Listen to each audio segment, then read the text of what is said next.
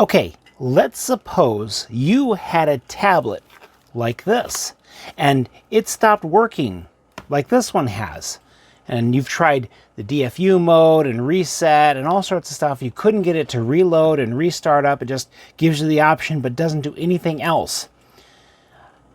I would say, wow, that's an incredible coincidence, because I have the exact same thing right here.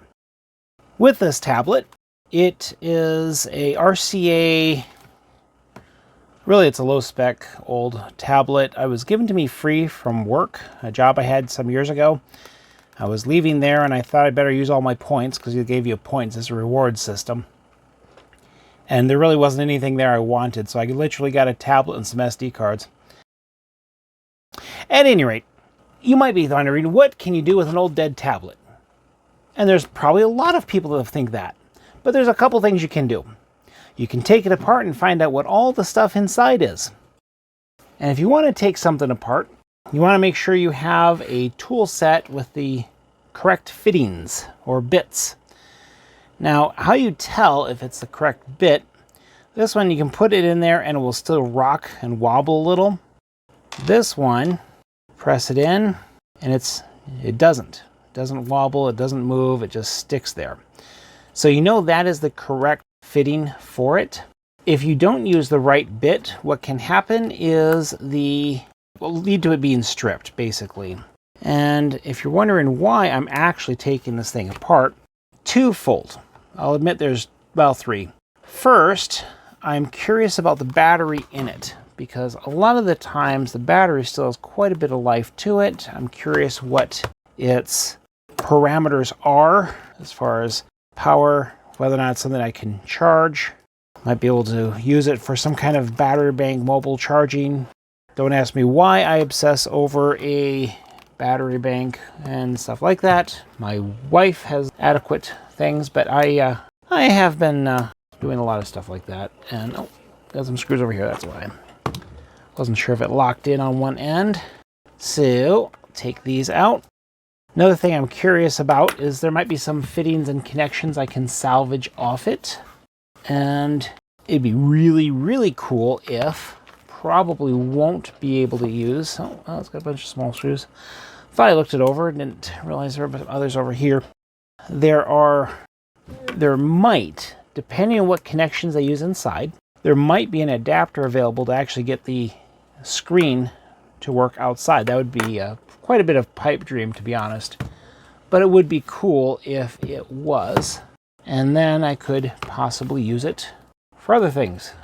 It would be very cool if I could do that. But that would be a extreme long shot. And I'm not sure if there's any kind of adhesive. I wasn't sure with all the screws in it. I thought it might just come right apart. But it looks like they also have some adhesives in there.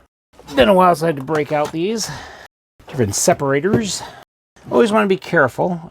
Anytime you're doing a new device you've never done before, it's a little bit of a crapshoot, to be honest. Because there are times you're going in there and one company has an open spot on one side where it's able to be opened up. Another company has a set there that will destroy it. What I had before was actually looked like a sticker adhesive they'd put around on top of the screen, probably just to protect it from light scratches and scuffs. If you actually wanted to take something apart and repair it, you want to look up a video or something on it beforehand. I did not bother with this because literally the battery is the only thing I'm seriously interested in. I will get into it one way or the other. Sometimes you got to do something a little more extreme. It's a cool daydream I have about salvaging some parts out of these and using the screen and making my own little, I think it's called a Pet Boy out of Fallout, which I've never played any of those games, but make your own RISC computer kind of thing with a screen like this. That would be cool, but that would require actually quite a bit of specialized equipment.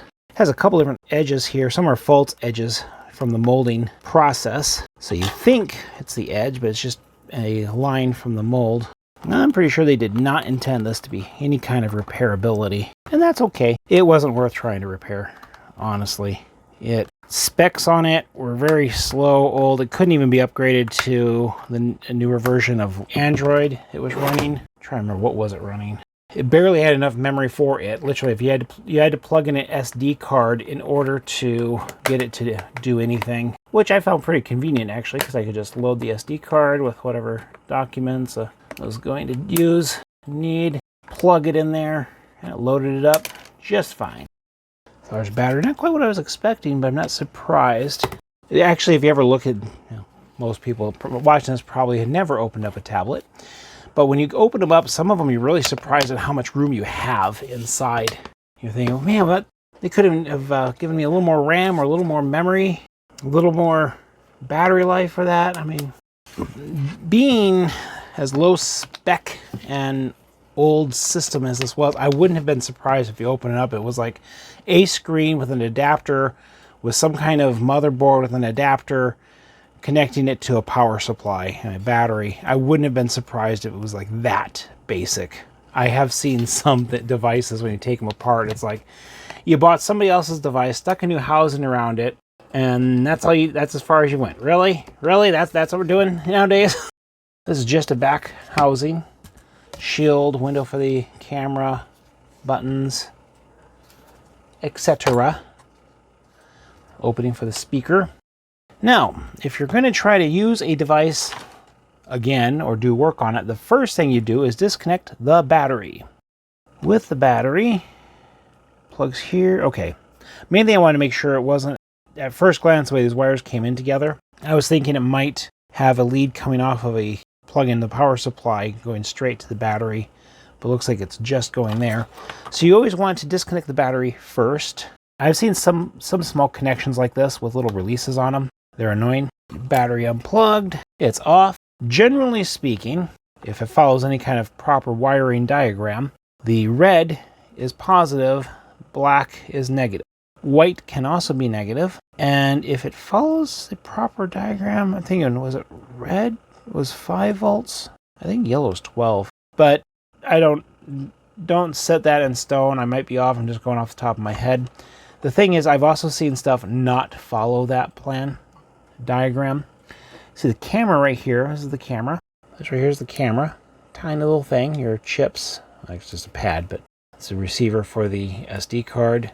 It does have writing on it, but I cannot read it in this writing without a magnifying glass, which I do have. Assuming I can get enough light on it. So these are both Kingston. These are memory chips. Forsee. F-O-R-E-S-E-E. Curious what it was before I start tearing it all apart. But you can see this is, I call them ribbon cables because I'm old school computer. This is for the dock to connect it to a keyboard. See here a little latch to help lock it in place. Speaker looks like it'll come off quite nicely. That's going to be reusable if I want or need. I don't know if I ever did anything with this to actually play audio. So I don't know how loud it's capable of being. I'll call it felt, but some kind of fabric. They put adhesive on there to help hold it in place. And I'm trying to see, is there a release or is it just have an adhesive in place? It looks like it's in one piece with this housing, but I see a little dimple there, so I'm not sure if the whole thing will just lift out or if it's a twist and pop out. Looks like it's going to be like that. Looks like it might be slide out. Try not to do, because this is the diaphragm right here for the speaker. You don't want to try to damage that if you want to use it again. Try to see if I can get it to slide out, or is it going to pop out? Sometimes you just have to grab something and see if you can make it come out. I want to see if anything moves, basically. So it does move. This is more of a salvage operation, so I'm not too worried if it doesn't work. It'd be oh well. If it does work, it'd be nice because some fun little small parts. I see what, again, it could be just seams from the molding, but it looks like there might be, this is a little clip to hold the speaker in place, and I cannot verify what it is or is not. This is your antenna here. Let's see what an antenna looks like. It's going to be terribly unimpressive. They liked adhesive on this. A lot of adhesives. Okay, it's not. It's just, saw this pattern right here. I wasn't sure if that was part of the antenna. some kind of flex coming off to a different array. I thought maybe they have a different array of antennas here, but no. Of course, it only had Wi-Fi. It was not one that could have gone cellular. And it's not going to let me easily open that up and show you. Most of the time, antennas are really unimpressive to look at them. Literally, depending on the situation, what frequencies you're going for, a wire sticking in the air. Usually you'll have it go to something copper. Lack of a better term, it's almost like a mesh, but sometimes it's like two parallel copper foils that are basically there. Looks like a lot of this was double stick tape, very strong industrial double stick tape. And if you use a lot of tweezers, eventually the ends will start to curl out. How you can get them to go back down, you can use another pair of tweezers or a couple of different things, but basically on the outside, just run it down real quickly and it'll kind of stick it back down. A rapid motion like that with a pair of pliers or something. And usually that'll convince it to straighten itself out. Again, this is a little, they're technically called a flex cable. Sometimes just flex, but they are obviously flexible, less the name. I call them ribbon cable because it's an old computer term. They're much, much smaller than the old ribbon cables. These here look like standard connections for the flex. I'm trying to see what I can get out of here first to get things out of the way. There's little port connections. Just lift that black bar up here up. That'll release the cable. Throw that in the trash. This is probably the digitizer for the camera. Well, not camera, the screen and touch sensors and everything right here. And the whole little assembly that controls the actual screen is probably all that. And little traces going up here for different things. Oh, you know what? That could just be for the touch sensor. And this one right here could be for the actual camera. I say camera, but I mean screen. This could actually go for the screen. Sometimes, depending on the device, sometimes you'll have them all integrated more, and sometimes they're all separate. Cell phones, a lot of times you'll have 3 different flex connections on the screen. One for the display, one for the digitizer, which is the touch sensor. Other sensor, oh, actually it's probably tied to other sensors. Usually with cell phones, the screen assembly has several things in it, so like the camera and different things like that. It has been some years since I worked on those. It's funny, I wanted to record taking this apart. Then I couldn't find it. Couldn't figure out where I put the tablet. So I thought, well, okay, no problem. I'll do this other video instead. So I was looking around for some stuff for that video, and I couldn't find that. Irritated, I said, well, okay, fine. I'm going to sit down and organize a few things in my office here. And in doing so, I found where I put the tablet. Still haven't found the other stuff. But it's okay. Although there are some problems with this. My office isn't as organized as I would like it to be. I think we need to put blame where it's due. It's all my wife's fault. She made me put, a while back, she required me to put all my stuff in my office. I thought that was very unreasonable. And she disagreed. And so I have all my stuff in my office, so it's a little more stacked up than I would prefer. But, you know, I let her know that how I would... Is there even anything in here? That could just be the antenna. Because I'm looking at this, it's like, I'm not seeing anything here. There's no pads for it to connect to. There's no... There's nothing here. Yeah, there's nothing. There's just foam. That could be all the antenna is. And needs to be. Obviously it works. It worked. Alright, that's going to be a challenge to get off because they guarantee you they did not want that lifting up. We don't want to have the battery go off on us. I do not know how much juice is left in it.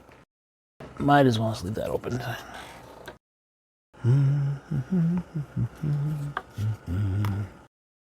If I get a thermal runaway, I won't edit that out. I'll leave it in for everyone. If you want to know more on that, I'd go into more on my video on making your own battery pack or power pack. Forget what verbiage I used. They use double stick tape. It's at least in probably 2 bands like this.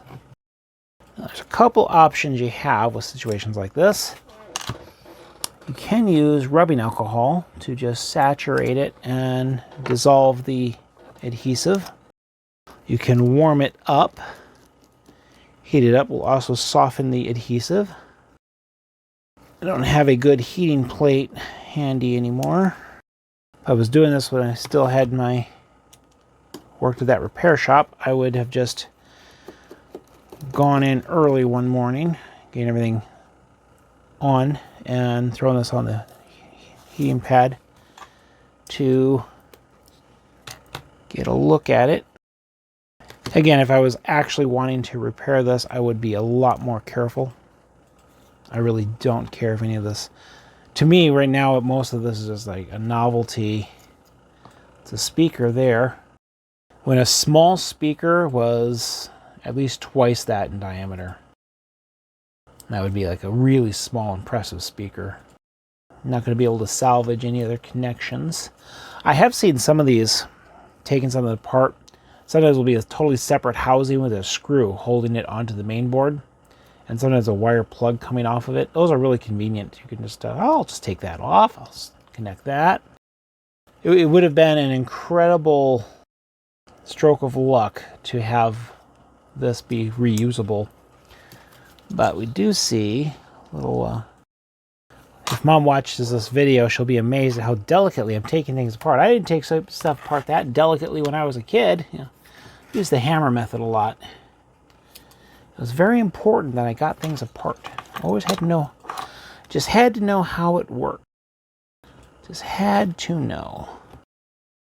Usually if you can get one part of it to start separating, start walking around. And of course, we don't care if this works again, so we can just break that off. And just kind of flex it back a little. Get the little scale catches off.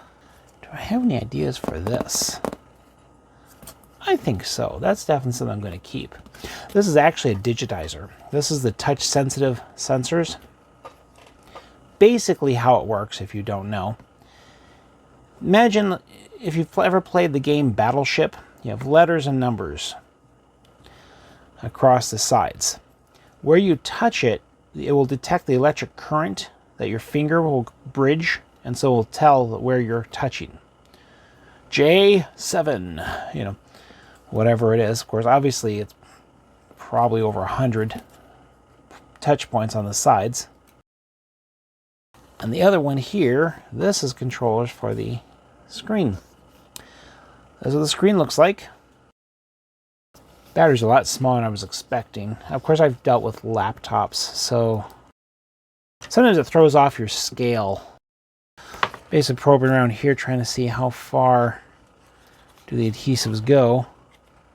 Looks like it's 2 narrow bands. I was expecting something a little wider. This is a softer battery. You want to be careful with them. They obviously, you always have the risk of thermal runaway. I don't know how much power is actually in it, and I don't know if it'll charge off any of the charging circuits I have.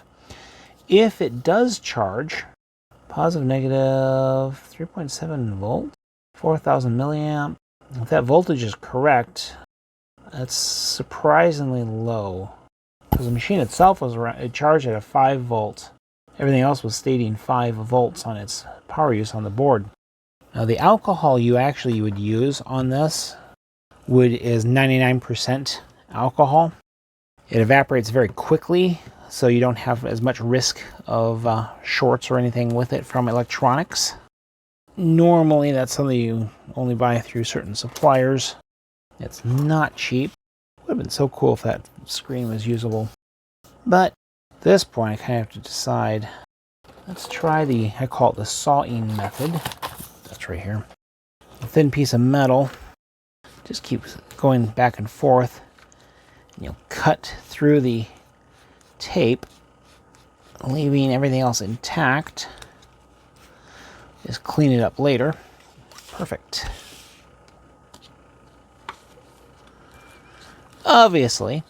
And of course, anytime you're dealing with a battery, there's always a risk of stuff happening. But this is actually a pretty tough case, and this doesn't have any other sharp edges or anything sticking up. So this will not cause the battery to flex. You're not going to at least greatly reduce the likelihood of it piercing the casing or anything. There we are. Now if I wanted to, I could clean that up a little bit with some rubbing alcohol. But if you just rub your finger on it, going across the grain, usually adhesives will gather up on themselves and come off clean, or very close to clean. Notice it has 4 wires coming off it, 2 red, 2 black. Probably inside here there's 2 different cells that they're connected with. I'll have to do a little bit of testing on this to see. It might have a charging circuit in here that'll block it from charging. It may charge just fine. I would think in this, the way it was, it should be fine. Usually they don't have that built in there to stop people from using it because they don't think anyone, what idiot would take this thing apart and try to use it? I mean, really? What kind of crazed maniac? The problem is 3.5 volts is going to be far short of anything I could use it for. Of course, I could connect it to a step-up, but that is what's inside a tablet.